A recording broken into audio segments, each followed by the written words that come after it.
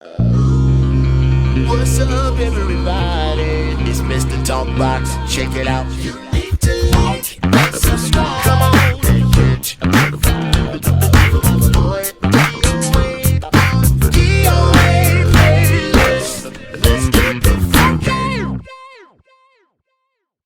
YouTube family and YouTube world, what is happening? What's up? I hope everyone is well and blessed. You know that. I say it all the time. I really mean it. Listen, today I'm back. I'm always, saying I say the same thing. I got somebody really special, but today, trust and believe, I got somebody really, really special with me.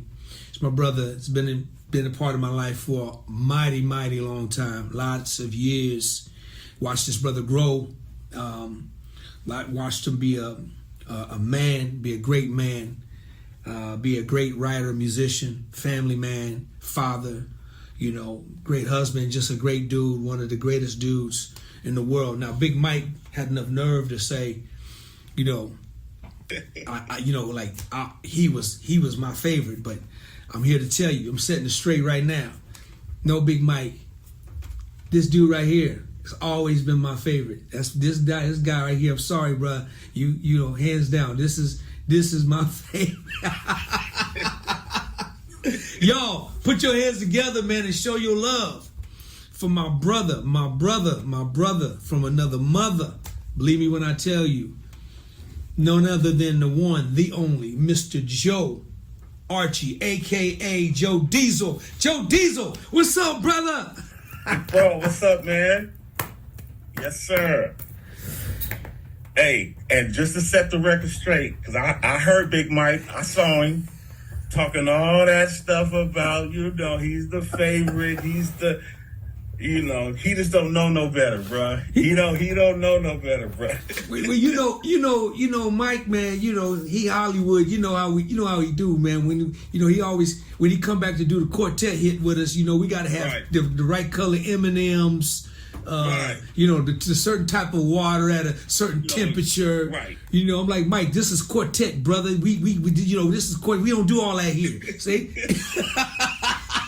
Hey, we all drinking store brand water. He want Fiji water, bro. Yeah. Yeah.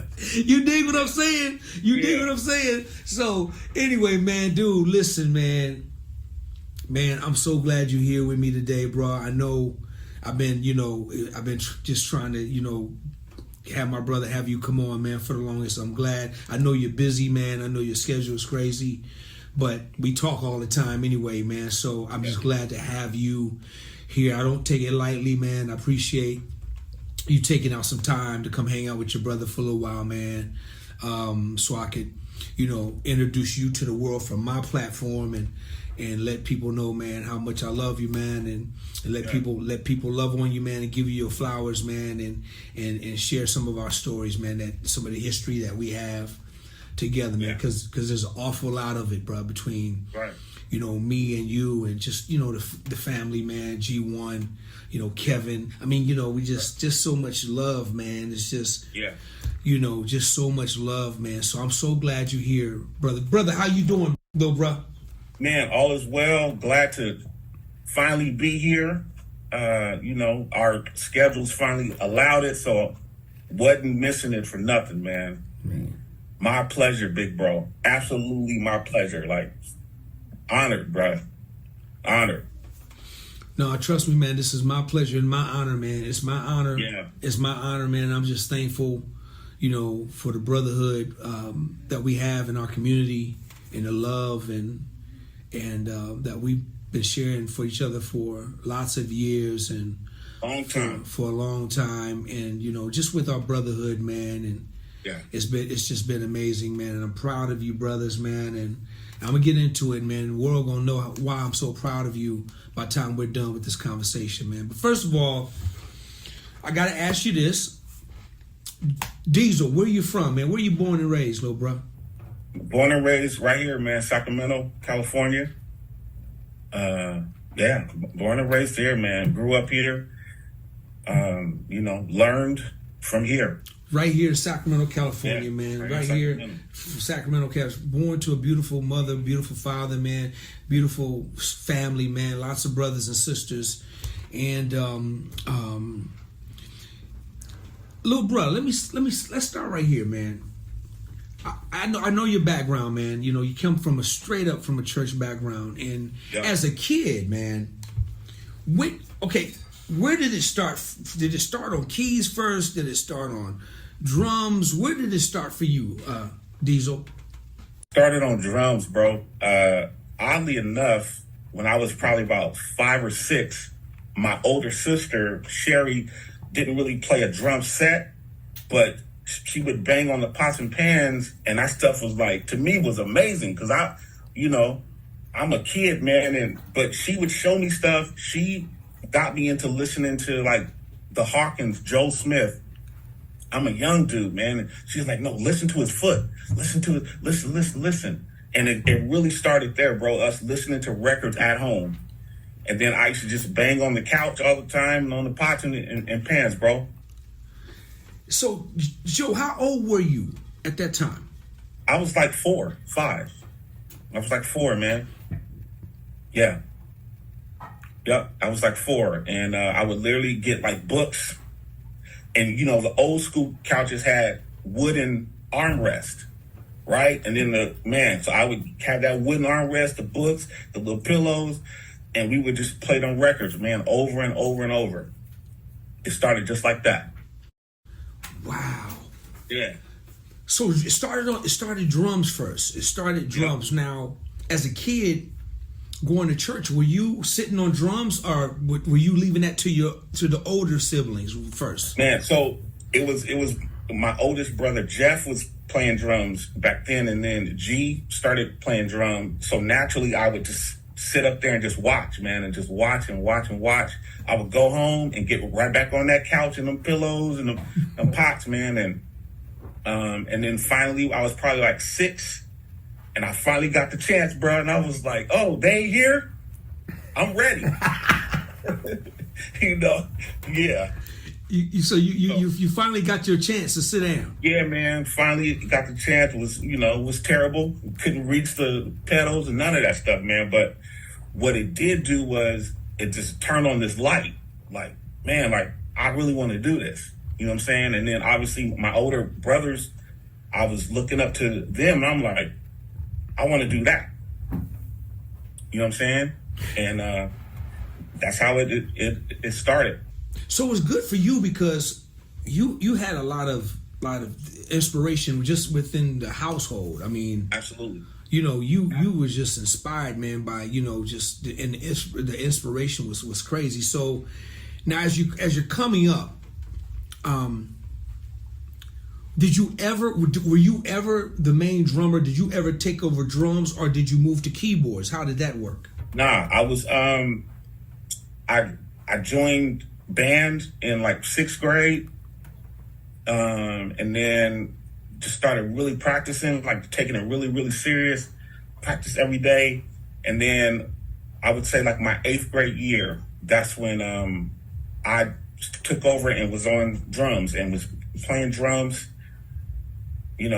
up until probably 17, 16. And then I started merging over because I would hear chords and stuff at church.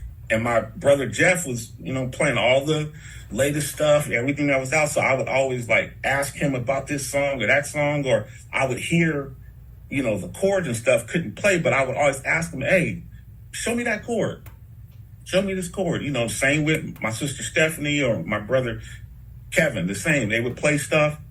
Show me that chord. And then I joined jazz band. And that just opened up a whole new world, right? Because then now I'm listening to other music outside of like gospel music. So I'm hearing stuff for the first time and I'm gravitating to piano without even knowing it, because I'm just hearing the stuff and I'm like, I'm paying attention to what I'm doing, but I'm hearing what the bass is doing, what the guitar, you know what I'm saying? So that's what really like sparked it. And then me like being the main guy. Yeah, I was like 8th grade, 13. So at 13, you started gravitating more into the keyboard side of things. The keyboard side of things at 13. You know, I started drumming interest. Okay. I started interest. I was still mainly drums. Okay. Still, heavy drums, but my ear just started opening up. So now at 13, you're the main drummer now at the church for the most part. That was your gig. That was your gig. At your let's tell everybody what church that was. That was my dad's church. That was Moments of Blessings off 20. It's still over there. Still over there. The great Bishop George Archie. The great Bishop, man. Yeah. And the great Bishop, man. So now you're the main drummer. Now, G1 out the way, Jeff's moved on to something else, right? Jeff is doing what, playing keys or something like that at the time?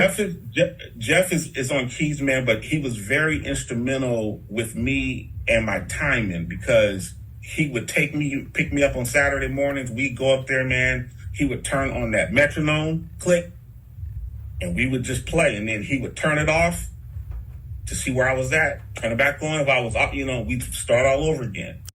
So, yeah, even though he merged over and was playing keys because he was a drummer first, he was real tough on me about time. That, pocket, keep that pocket, because at 13, 14, 15, because I'm in jazz band, I'm learning licks and all that stuff, man. But he's like, nah, man, clack, clack. So, and I always say, man, like, those that have the opportunity to play in church, that's the best training grounds. Everything else.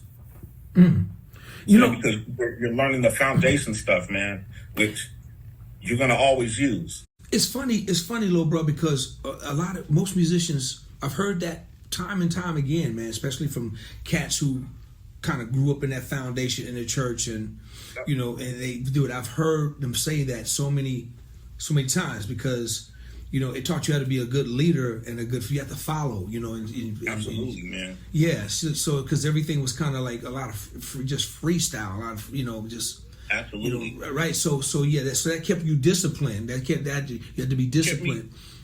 Kept me disciplined, bro. Kept me really listening to like records, because when we would rehearse the record. So I would have to listen to the drum pattern, play exactly what the drum pattern was, right? Like he would give me a little bit of like leadway, but for the most part, record. Like, hey, is the drummer doing that? If he ain't doing that, you ain't doing that. It was like that. You know what I'm saying? Got you. So and that's great. Just because you're right. I mean, and I don't want to move too fast, because as you had to work with artists, the artists wanted it a certain way, whether you was playing for them or they wanted their record. So but we gonna get to that. But no, that's good. That's good teaching, man. So. Now you're 13. Now you're really, coming up in the jazz band. Were you in jazz band? What school was that? What school did you go to? Did you go to Cal? That was Cal. You went to Cal. School, yeah. Okay, I remember Cal. Yeah. So now you're in this jazz band. Now, when did you start to, as you got older, when did you really start to veer off into, like, when did you start to take the keys more seriously? When around that time? I was like 16, and a friend of mine let me use this VHS from this band called Weather Report, right? And so I'm listening to all this stuff, and I'm listening to these voicings, man, and I was like, I have to learn this stuff. Like, it wouldn't leave, right? So I started with like the easiest song, which is a song called Birdland, right? Da da dum, ba da dum, da da da dum, and all I knew how to play was that melody. Da da dum, ba ba bum, ba ba ba bum. And then the piano player that was in our jazz band could read, very fluent, amazing. So I was like, hey man, it's this song called Birdland. Can you teach me just the first part of it? So he taught me the first few chords, man, and I wore them chords out. Like I practiced them. I played them. Like anytime I would see a piano, that's all I would do. Get on, play that song all the time. Until it just became like easy, like without me thinking about it. You know what I'm saying? And then it just kept me wanting to learn more, man. But true story, I went to my brother Jeff. I was like, hey man, I want to start learning. He was like, oh, okay, I'm gonna have you start learning parts. I'm not gonna teach you any chords. I want you to start listening to what the strings are doing, listen to what the synth is doing, what the horns is doing, da da da da. And so that's how I really started. He was like, okay, here, I'm gonna set this little keyboard up. And we would go over songs and I would be looking at the chords. He's like, no, I want you to listen. Listen to the parts. So when I really started, I started off doing aux stuff. I didn't know it, but you know, it was that first. Learning parts, like learning what the string line is doing, learning what the, you know, what the bells is doing. Are there hits? What the synth is doing? What the, you know, brass, the horns. So it was that first. You know what I'm saying? And then getting comfortable in that, and then he started teaching me chords, triads, you know, all that stuff, flats, sharps, yeah. That's interesting, man, because, you know, I'm listening to your story and, you know, I know a lot of it, man, but it's like, you know, there's so many layers in your family, man. So you kind of got to wait in line till you get your turn because, okay, so at this time, right, Kevin was already here, right? Absolutely. Kevin was already there. So, so you got, you know, you got your sister Stephanie. Was she at your church at the time? So you got all these keyboard players and drummers. You know, we know about G1. We're gonna get to him in a minute. But so when did you get your shot? You know, like, okay, we know the drummer 13, right? You finally stepped in, right? Yeah. So you kind of got to wait till everybody kind of passed the leftovers down to you, right? Pass me the crumbs, yo. Pass the crumbs, yeah. You know. Man, so when did you... Okay, so you begin to get and pick that stuff up fast. You begin to get great at keys or get better and better and better. Yeah. When did you transition? Because you always was a drummer first, right. You know, drummer first. But when did you start to get into the keyboard stuff at the church? I was like 17. Okay. 17. Now at 17, let's move it up a little bit. So at 17 is when you kind of start sitting down at your father's church. Yep. Okay, and taking over the main keyboards. Were you on organ or were you on just piano? Both. So I was on piano, and then we actually had like electric keyboards. So I was really tuned in to the Yamaha. It was the Yamaha DX7, man. Never forget it. Wow. Yamaha DX7. I'm like blown away with all these sounds, and you know that's like a candy store, man. But always loved the organ. Always loved just the regular piano too. So 17 is when I was like, okay, I'm gonna still play drums, but I'm gonna start just focusing more energy right here. So like, yeah, summer 17. That was it, because I was like every day practicing, going up to the church for hours, man, just practicing. And I finally got my shot, bruh, and bombed. You bombed? Man, it was Sunday school, right? And so at our church, you know, Sunday school, they sing all this stuff, but they just sing hymns. So I'm learning all this good stuff, man, but I didn't know no hymns. And there was our old superintendent, man, this old dude named Woodrow Ray, could not play a lick, but he could tell you if you're playing it wrong, and he could sight read. Tore me up, man, in front of the whole Sunday school. That ain't it. That's wrong. I need somebody to come play this. He ain't playing it right. Right. Tore me up, man. But what that did, of course I was pissed. I was mad. I was embarrassed because I had to get up. And you know, back then at the old school Sunday school, everybody's sitting in there. But it made me go practice. It made me ask, like, hey, show me these voicings. It's different voicings, right? So I'm playing all the new stuff. I'm 17. It's like, nah, man, this is the old school stuff. This voicing is different. You got to move this note here, move that, you know? And that's what made me really start listening to beyond just the chords, the voicings. Like, how are they being played, right? How are the chords being played? So, yeah. And after that, no more. I was like, I'm never getting called out again. You know?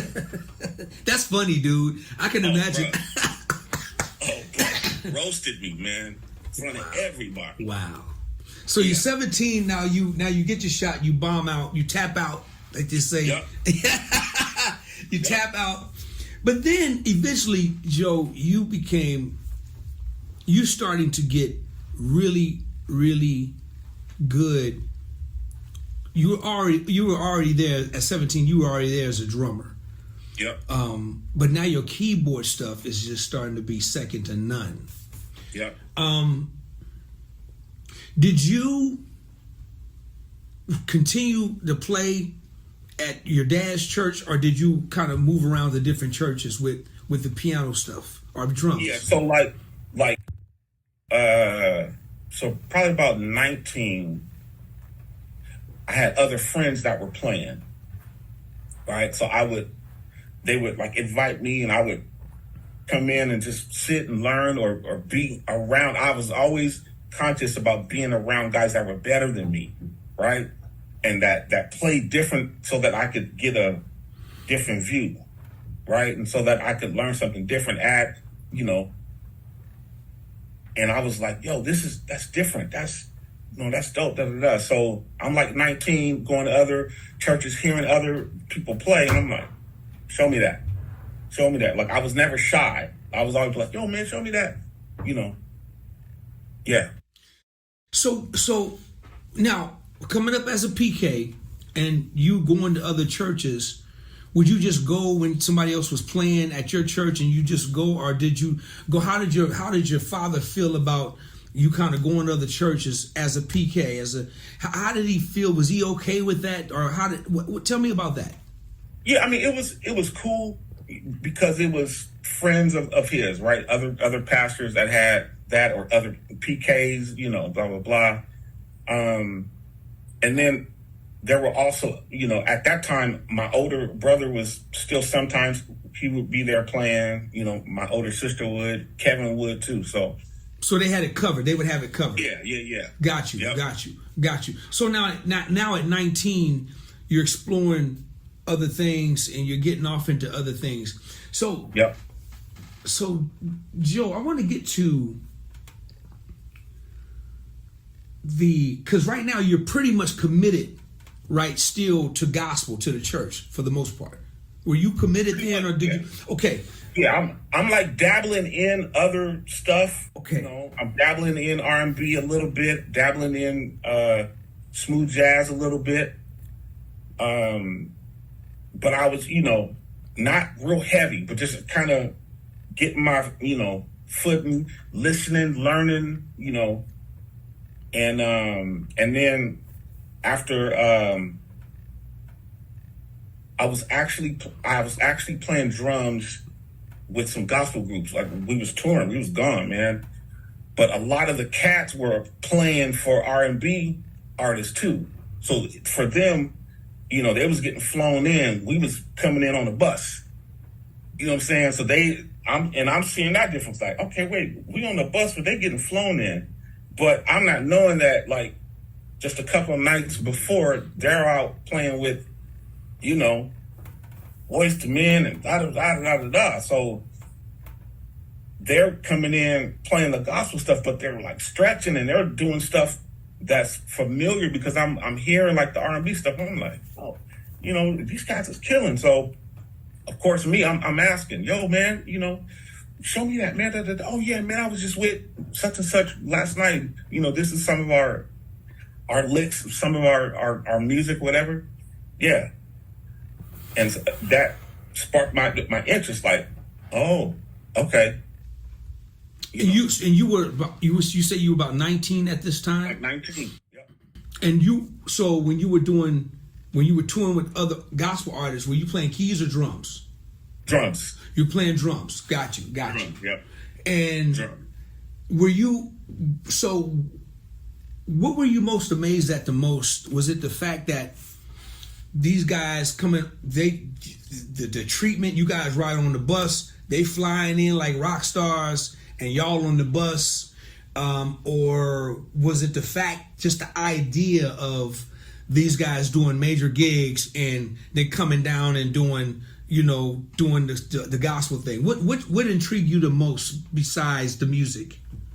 I would say everything, man. Like how they treated the music was different, right?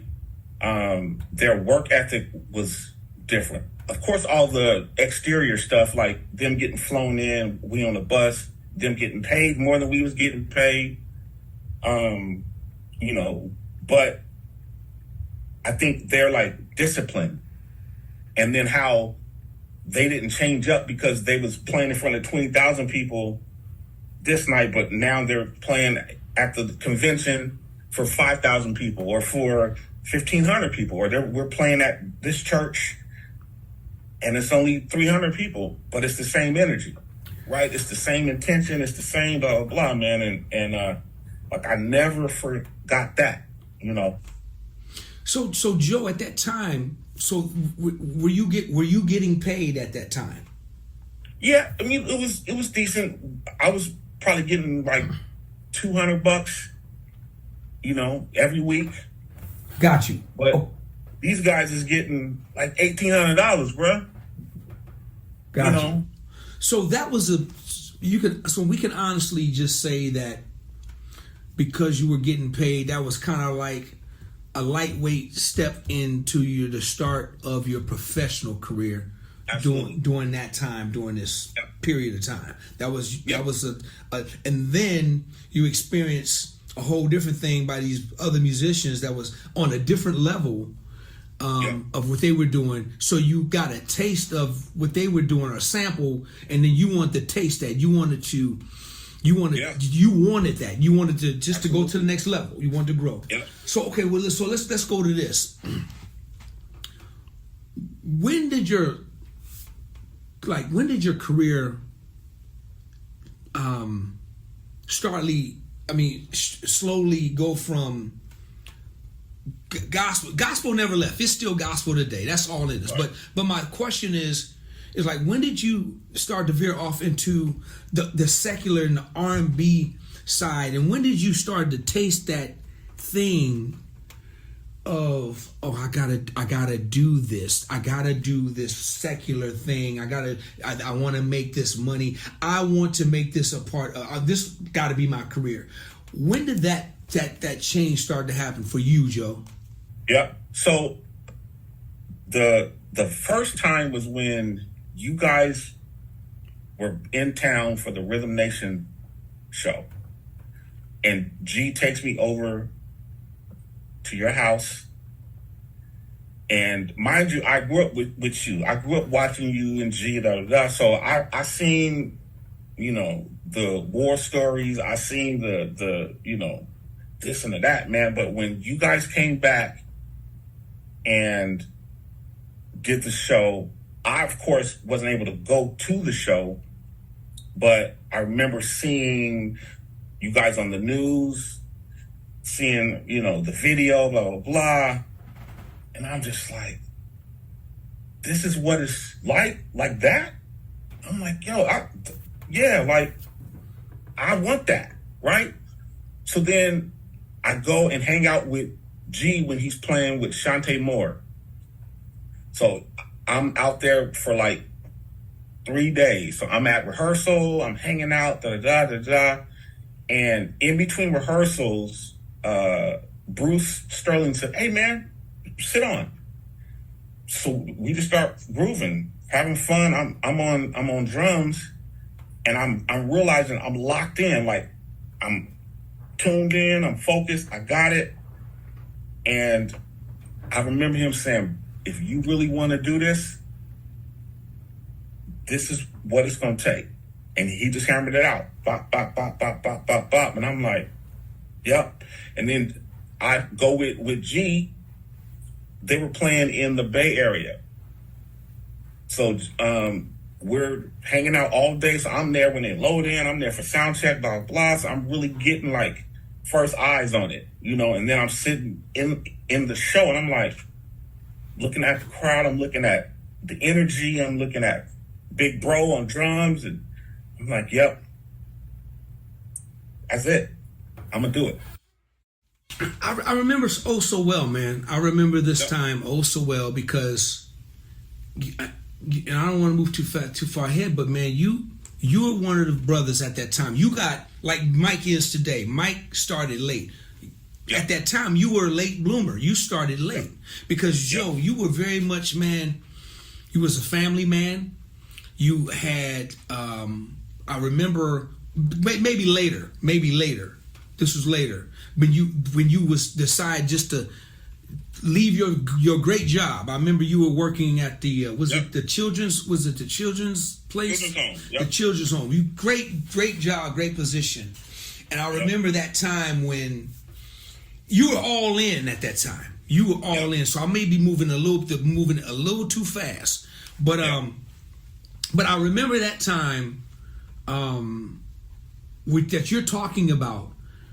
Hanging around your brother G1, and who was a big major influence in your whole career thing. We're going to talk about that, but I want me and G, when he was on here, man, we had some good conversation, and we talked about, we talked about when he finally left the nest, when he made his choice to follow his dream, to move to LA, to put him in that place where you're talking about he was at that time, because that's when G was climbing. He was a drummer, but he was on his way up. He was on his way up, man, during that time. How did you, by you being a PK, man, how did that situation feel with your dad? I mean, how did that tell me about that, man. Was he okay with you, or did you get the support, or did you receive the backlash, or what was your situation like, Joe? Yeah, no, it was definitely not supported. It was definitely frowned on. But I had already seen that, right? I saw with G, everything that came with that. So when it was my turn, I, kind of already knew what to expect. But for me, I was like, if I don't do this, I'll have more regret not ever trying. Like I would rather try and fail. Like I'd rather try real hard and fail miserably than to not try at all. Right?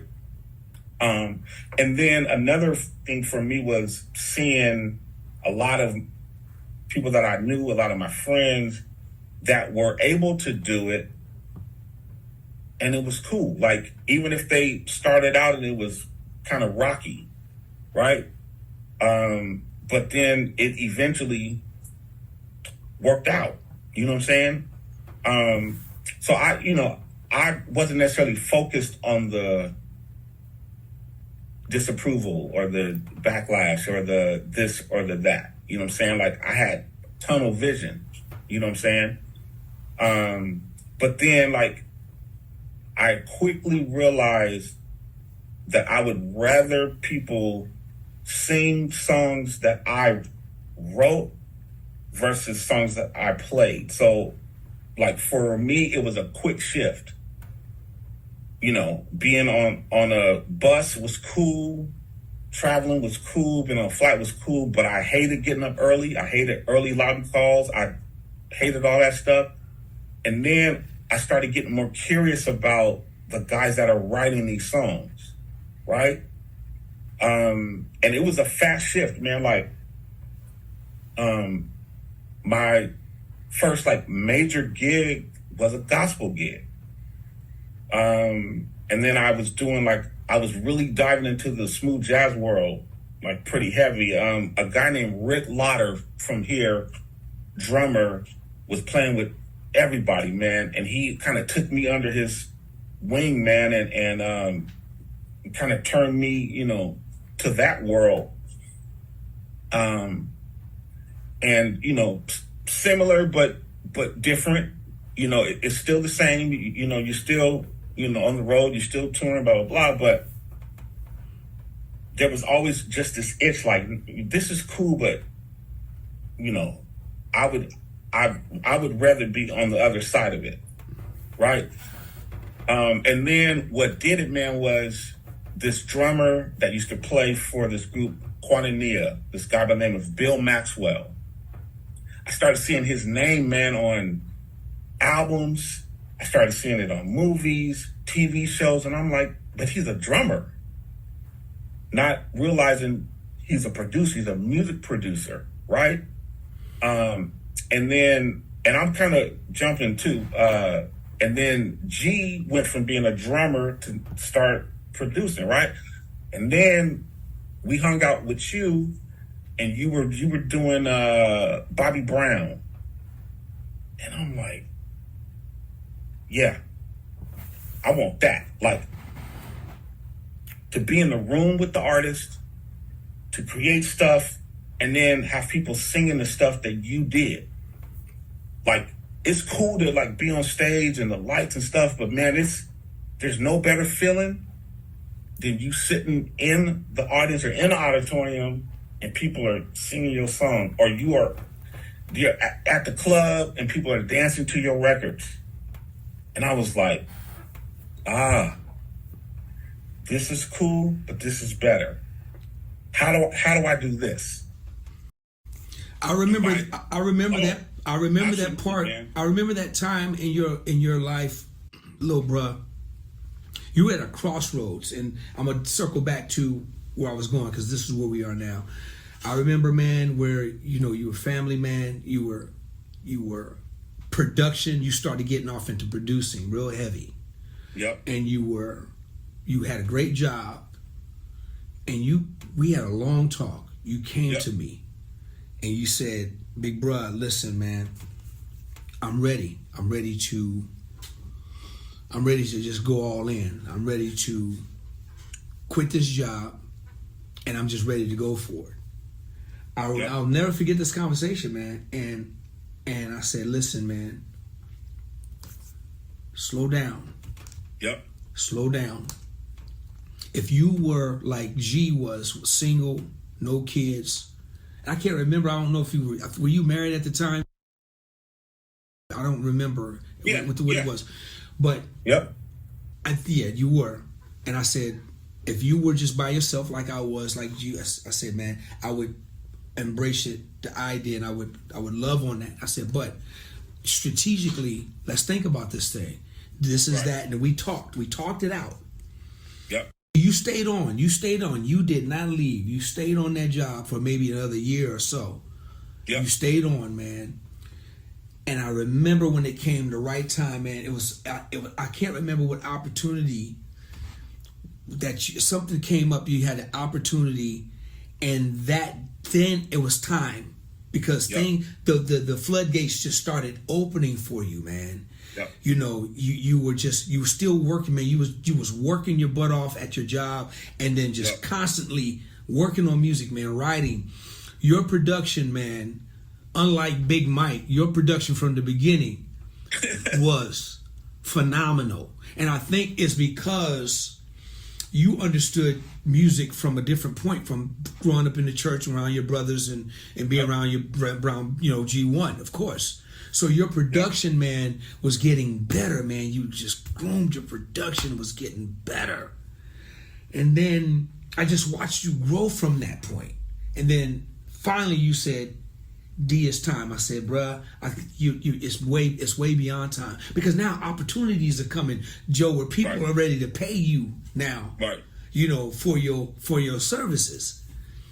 And real quick, bro, like I remember after our conversation, the first one, And I remember you saying, man, like, really think this through, little bro, because I remember this. I remember you saying it's a marathon.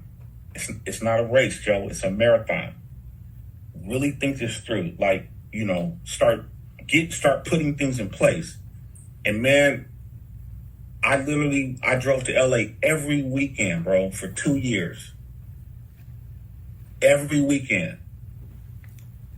To network, to meet people. We was writing on stuff, producing records, blah, blah, blah. And some good, some bad, because I ended up being a ghost producer on a lot of stuff, playing on a lot of records. And because I didn't know, right? I didn't have the knowledge. So I'm just, yeah to everything. Yep. And I'll leave them individuals nameless. But, the biggest lesson was I wasn't ready. You know what I'm saying? It's like I had the desire, I had the passion, but there's so many other steps that you have to learn within that, man.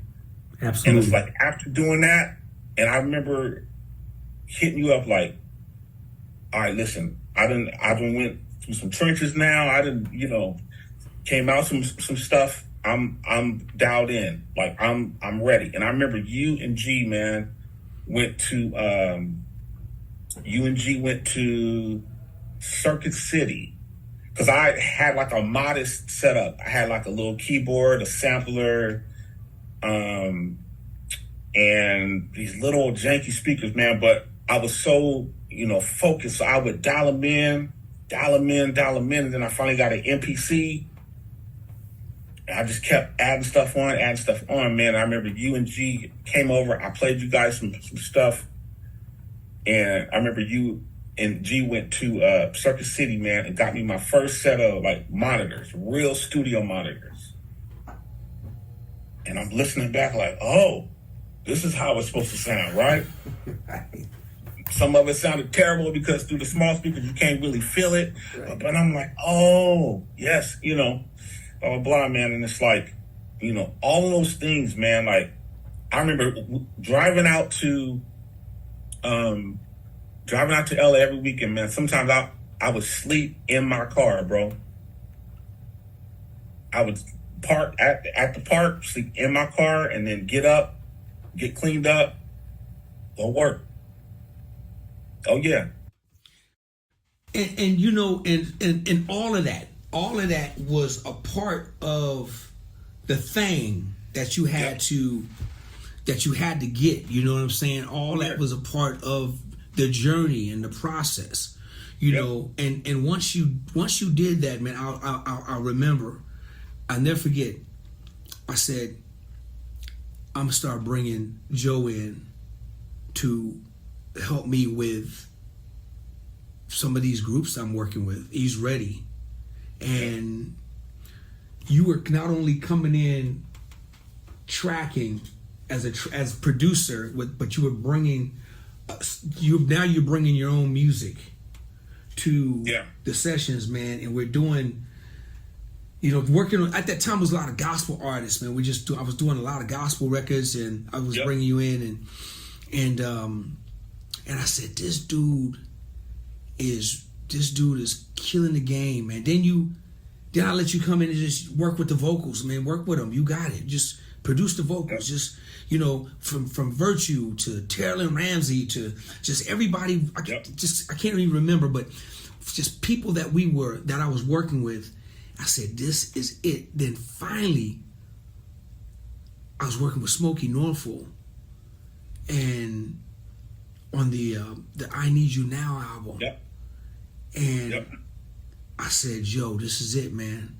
I need to bring you in with me on this project, man, and work with me on this project. And we all know the history and the blessings that came from that. And you were a major part of that with me, man.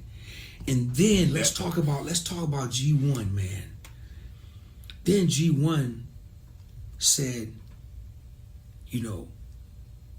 brother, I need you to get on these big records with me. And I'm gonna let you have the floor, man. But it's just I want everybody to see the layers, man, of how this thing is happening. When we knew, when G1 knew, when we both knew that he was ready. Because one thing that I love about your brother, man, your brother was hard and he challenged all of y'all, man. You know, G1 could have just took you guys, man, and just like a plug and take and just plug you right in. Just that's how big he was doing it at that time. But he didn't bring that to you until he knew. He's like, listen, man, you got to do like I did. You got to work for it. You got to let me know you want it. And then let's talk about the big record that you guys, that was like one of your secular breakout records on an artist that you guys did together. Go ahead, Joe.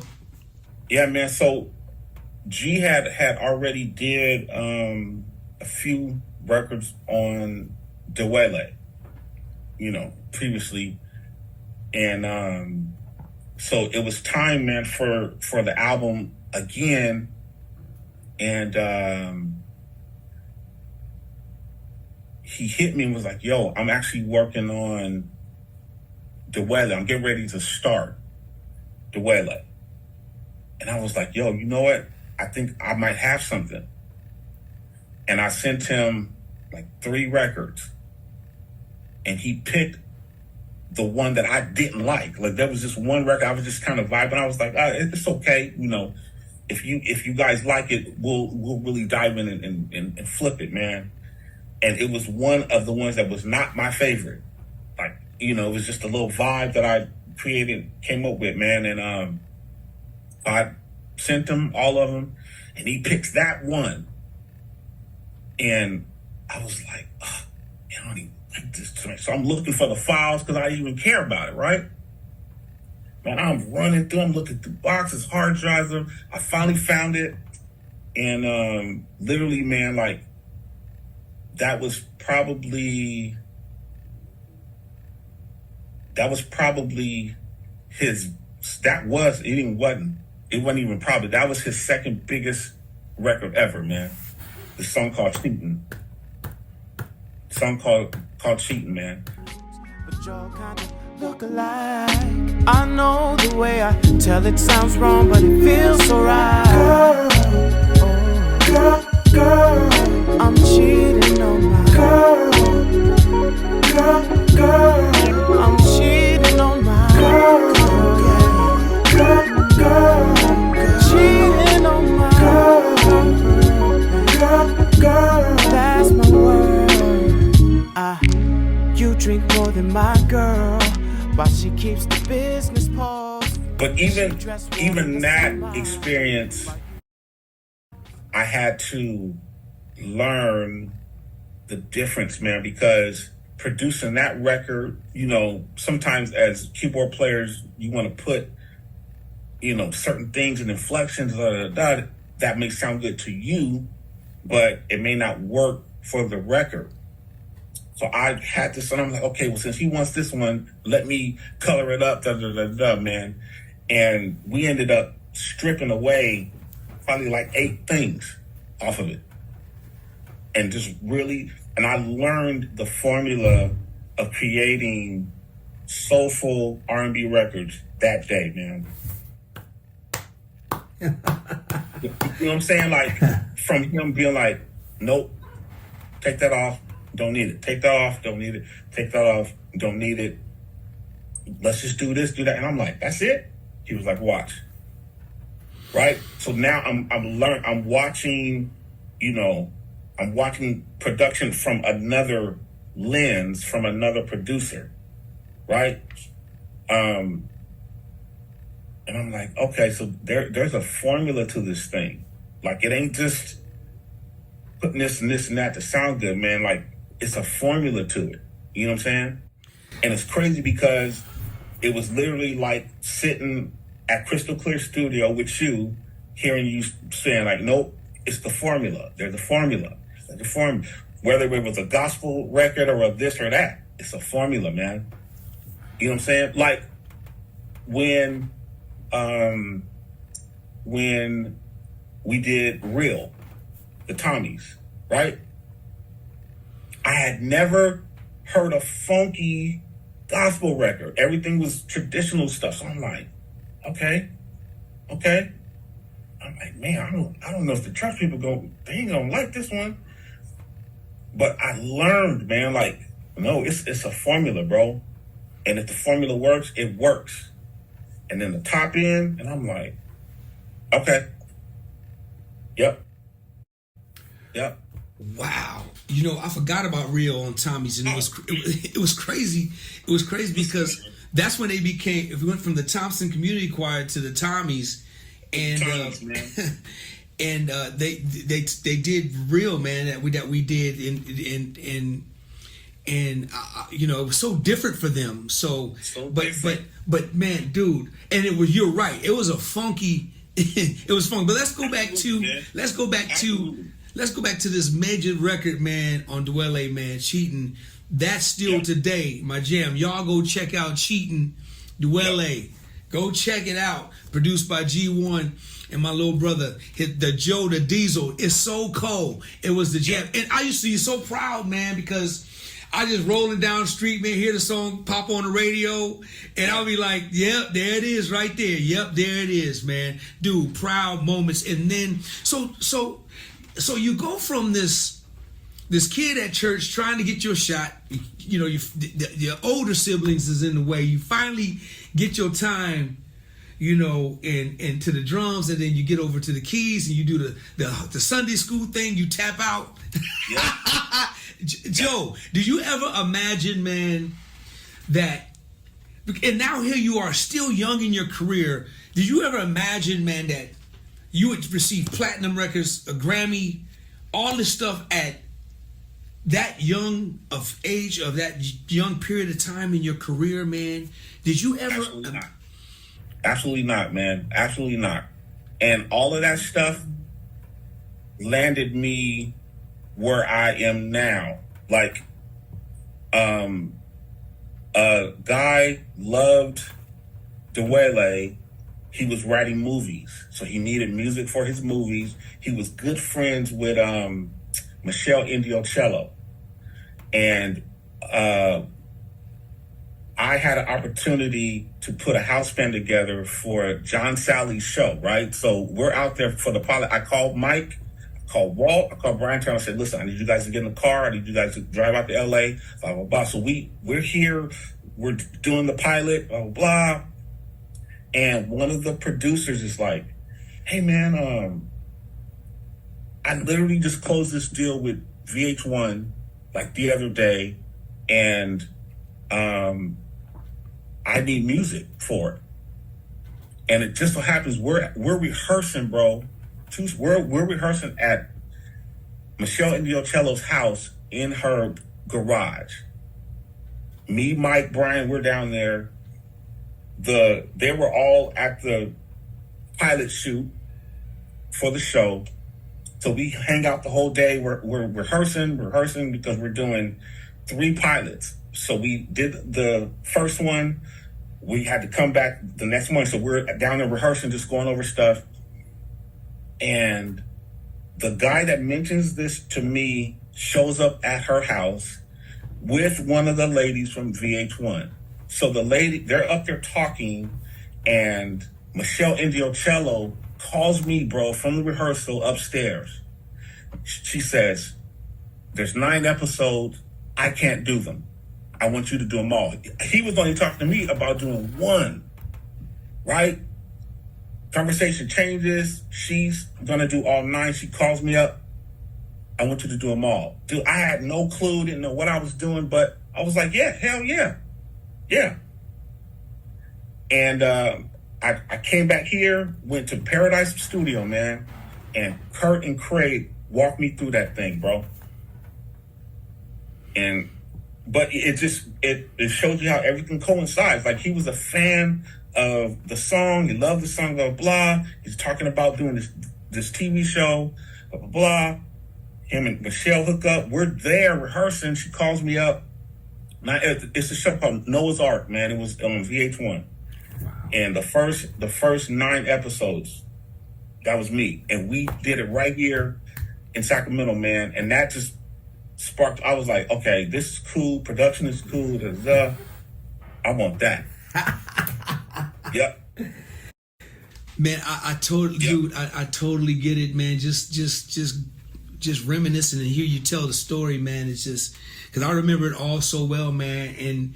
And which, you know, the DOA was just one record, but Joe, you're a part of a lot of records, man. Your resume, man, is incredible, and now you're right now where you're still doing, you know, doing your production, but now, Joe, you're in the film and television business, man, and winning awards for that now, and dude, your string. I tell the story all the time, man. You know, strings is my thing. So, Joe is just a masterful string arranger as well. I mean, he's masterful with it. So for the longest, I had my old computer because, you know, I'm the old man. So I'm like, man, no, I'm using my old school. I ain't never changed. Good, ain't broke, don't fix it. I'm not, I don't, leave me alone. I'm not trying. Big bro, come on, you gotta change, big bro. You gotta. And I'm like, nah. Joe came by my studio one day. And wait a minute. He played me this. Y'all check this out. He played me this. I'm gonna play a little bit of it, Joe. I'm just gonna die. This wasn't playing, but I'm gonna play a little bit of it. He played me this.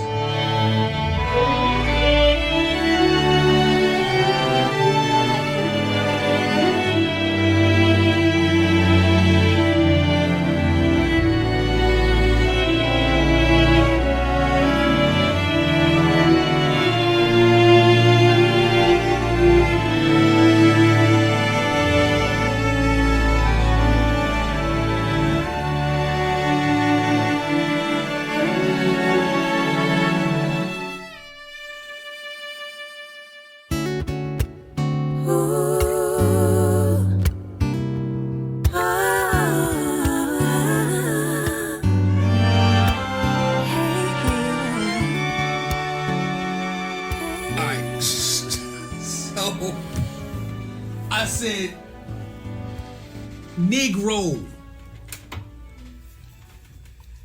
What is that? he said, I said, wait a minute. I need those. Come on, put those in my computer. Joe was like this. Can't do it, dog. Can't do it, dog. I said, what? I said, Joe, no, I need that right there. What are you doing? I need it. He says, can't do it, dog. You need to get a new computer. Your stuff is way outdated. The operation system is too archaic. It won't work. Period. That's when I said, hey, yo, Mr. Mac, send me another day computer. So, hey, D, but I'm a back up even further, man. I remember coming to your house, man. Alex Androni was over there on the Triton, bro. And I remember, I remember we were in this little room, and he had the strings, and it was a song that you did on Black Girls, man. I remember that string stuff, and I'm like, bro, what do you show me? And he was like, strings, but you know, it's voicings. They all have their, and dude, from that, it was over. It was over. Alex, shout out to Alex Androni, my boy, who just the king of it. But now, you know, Joe, you're doing stuff like that, man, and you're scoring films now, man. You're doing movies, man, and dude, I'm just really proud. You just won an award. Tell them about the award you guys just won for. So, we did this short film called Baby Girl, written by Don Welch, out in Los Angeles, man, and me and another local artist by the name of Andrea Jones did, and actually it only started out as us doing a song for this film. We had already did like maybe 4 other films with him where it was just songs. Like I wasn't the composer for it or nothing, man. So we did this song called Through a Child's Eyes, and so the film got entered into the Cannes Film Festival, man, and we swept every category. We got best song, best film. It's crazy. And right in that circle, man, I ended up, he called me to do a couple of cues, score a couple of scenes, and then I ended up scoring the entire film. And then it went crazy, man. We got, I can't even tell you how many awards. I know it's over 20. We literally swept like every category, man. And it's, what's even more amazing is being able to do it with somebody else that is from Sacramento. You know what I'm saying? Like that's, for me, that means more than like everything. Brother, congratulations, man. That's a proud moment, man, of just a part of moment that of me knowing that about your life, man. I remember that it was just recent, actually it's brand new. Yeah. And brother, I'm just like really, really proud of your growth, man, and your successes. And I gotta say this, man. Welcome to University, man, 2.0, my brother. Oh. Welcome to the band, man. You've been killing it, man. You've been doing your thing, man. Chucky loves you, man. Everybody, man. Eddie M, everybody loves you, man. And welcome to this band, bruh. I mean, we definitely got some great things that's lining up now as we speak, man. So I'm just glad to have you, man. And Joe is my right hand man to a lot of who I am, and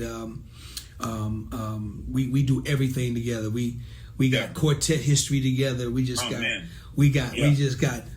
so much history together between me and this brother, and just the family of the Archie family, man. Real quick, man. The work that you and your brother Kevin did, man, was incredible, man. Speak on how powerful he was, man. Man, it's crazy, man, because I really got my feet wet, my teeth cut, blah blah blah. Doing Kevin's first album, doing the very first one, it was just me and him, and we just scraped. I wiped out the savings, and we just did it. You know what I'm saying? And it's like to hear all of these ideas that he was just coming up with, and we were able to bring it, and form it into something, was priceless, man. And then to just see a genius, man, because Kevin was so far ahead of his time, man. Like, he was the first one that I knew of that would merge El DeBarge stuff into his stuff. And I'm like, yo, that is crazy. Like, and I'm like, show me that. He was always a huge fan of, 80s R&B, 80s rock, 80s this. So he would infuse that stuff, man. And, I was blessed, man, to be able to see it firsthand. You know what I'm saying? And we were very, very, very close, man. Very, very close.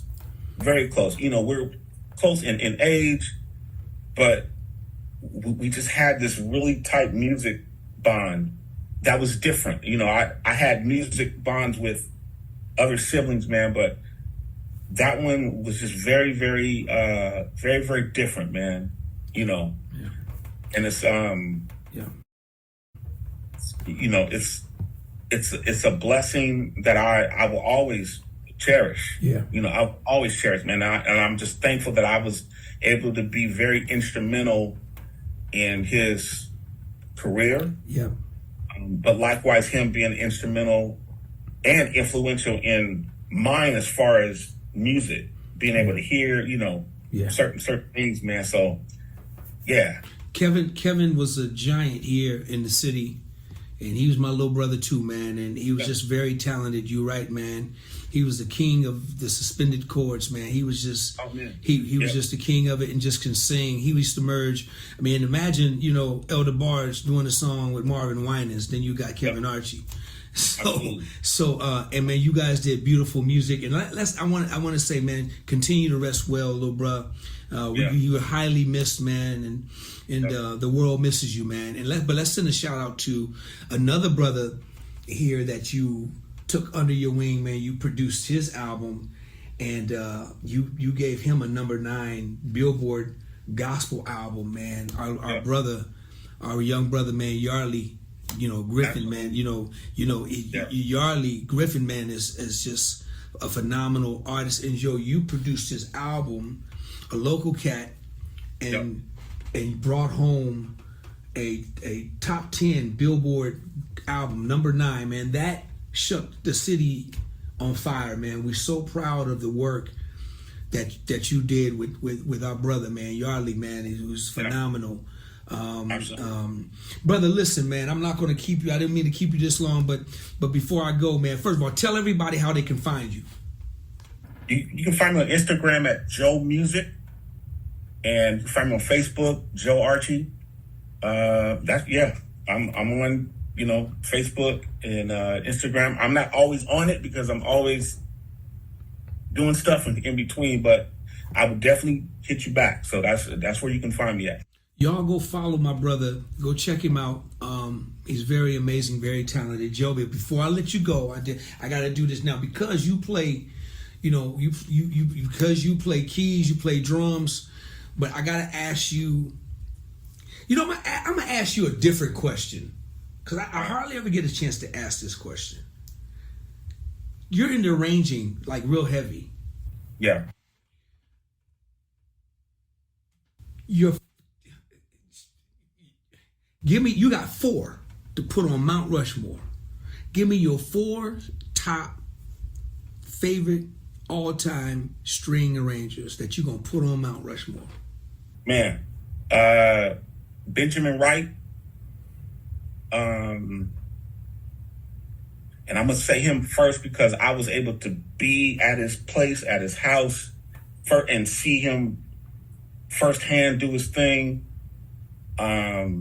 And then just learning all the records that he's a part of that I've listened to my entire life, right? I'm putting Benjamin Wright first. I'm going to put Jeremy Lubbock. I'm going to put Jeremy Lubbock there, man. I'm just, you know, amazing. Just, yeah, you look up Jeremy Lubbock and you'll understand. I'm going to put Claire Fisher there. I'm gonna put Claire Fisher there, man. Same, like I'm listening to records, have no idea, man, that this is his stuff. Had a chance to meet him a couple of times, and you know, weird dude, wears the boots and the shorts, man, but brilliant. And then I'm gonna have to say David Foster, man, because a lot of people don't know, man, but that dude is cold, like beyond keys. He arranges strings and stuff, man, and he's amazing, you know. So yeah, I mean, it's a much longer list, but those are definitely going to be my top 4. Brother, great top 4, man. I can't argue with that. Not one. We're gonna add a face. We're gonna put my little brother Joe Archie on that. We're gonna add 2 faces. We're gonna put Alex Alessandroni on there, and we're gonna put my little brother Joe the Diesel Archie on there, man. So we got 6 people on the thing. We got 6 heads. Heavyweight champions and some welterweights, you know, coming up. Hey man, listen. I love you, man. I'm so glad you hung out with me, man. I'm so glad you hung out with me, man. And dude, I look forward to, you know, the rest of our lives together, bro. That's all I can say, man. I look forward to the rest of our lives being together, man. Yeah, I really do, man. Sir, I love you, man. Thanks for hanging out, brother. Bro. Right on, man. Yep. Right on. All right. Cool. DOA, let's get the fuck out.